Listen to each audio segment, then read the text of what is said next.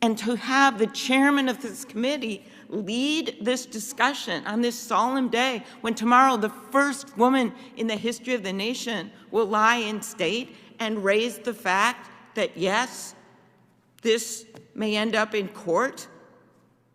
And then to hear you, Senator Cruz, talk about how this because of some war game that you're talking about, that I've never even heard about, that this can end up in court. Well, guess what? I will not concede that this is going to end up in court. You know why? Because the people are voting in droves right now. They are voting all over this country because President Trump is behind in states, in red states, that no one even thought he could be behind in. Why? Because the people of this country are fighting back because they know what's on the line.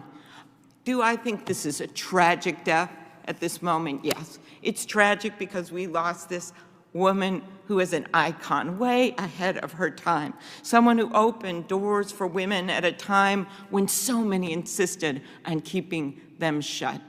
Well, we are not keeping our democracy shut this year. This was a woman who would never, as Senator Durbin explained, would not take no for an answer. She literally applied for law school when there were no women hardly in her law school, when she had to go to a dinner with the dean of Harvard Law School, and he had each woman explain why they were allowing a man to be taking the seat, taking the chair of a man and taking it away from a man. She then goes on to Columbia and graduates #1 in her class. She then comes up with theories that no one had even conjured up before to argue that women should have equal protection under the law. And when they say a man should argue it, she goes and does it herself, and she wins 5 out of 6 times, setting landmark law for this country. She then goes to the Supreme Court, is respected across the land, becomes a cultural icon with her own hashtag, notorious RBG, in her 80s. She never gave up. And I am not going to give up on this democracy, despite these false lies about the Democratic candidate for president. It is President Trump who chose to clear out peaceful protesters and wave a Bible in front of a church. It is President Trump who, after Charlottesville, said there are 2 sides. Well, there's not 2 sides when one side is the Ku Klux Klan. It is President Trump who's put out there that military and soldiers should be at the voting places in a pure attempt to suppress the vote. So don't go telling the people of this committee who know better who is the divisive person, who is the one that has been inciting violence in this election. And even if they don't believe us in this room, the American people have seen through it. That's why just today you saw nearly 500 military leaders join together, former military leaders, and civilian national security leaders, Republicans, Democrats, and independents, to say that they did not support this president because they were afraid of what was happening to our country and our democracy. So this hearing that we are about to have is about that very democracy. And so I don't think people really care about the fights we've had about this before. I think we missed a really important ingredient in what I've been hearing my colleagues say from across the aisle, and that is people are voting right now. They are voting on health care right now.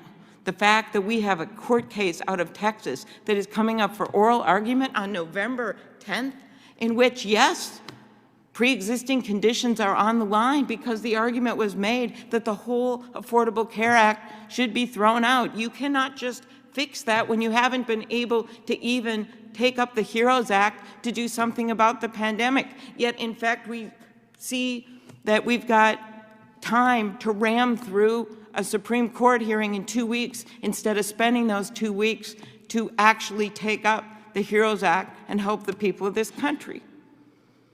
What else is on the line? Well, civil rights is on the line. When you look at the decisions and all the money that has flowed into our politics from the outside as a result of this current court's decision that is dominated by nominees put forward by Republican presidents. Women's rights, oh yeah, they are on the line. And as those fires were blazing on the west coast of our country, even the right to regulate our environment and do something to protect our air and water, that is on the line. So this hearing will not be divorced from what is happening right now, because this president has put it right in the middle of a political campaign. That's his choice, not our choice. So I don't see this as theater, as you described, Senator Cruz. I see this as the real world. I see this deeply personally, because I know that we have a president in place that knew that this virus was deadly.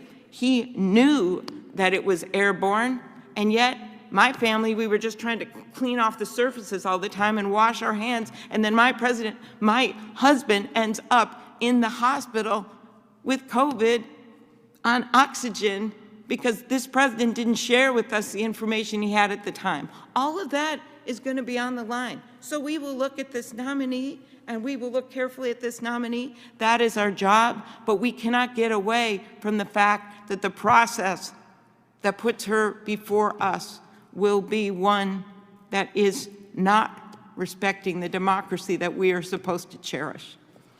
So I have listened to this for too long, and I think the American people see through this raw use of political power.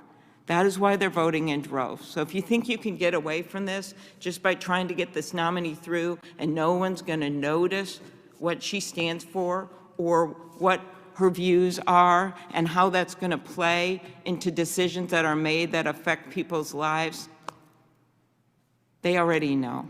They're voting now. Thank you, Mr. Chair.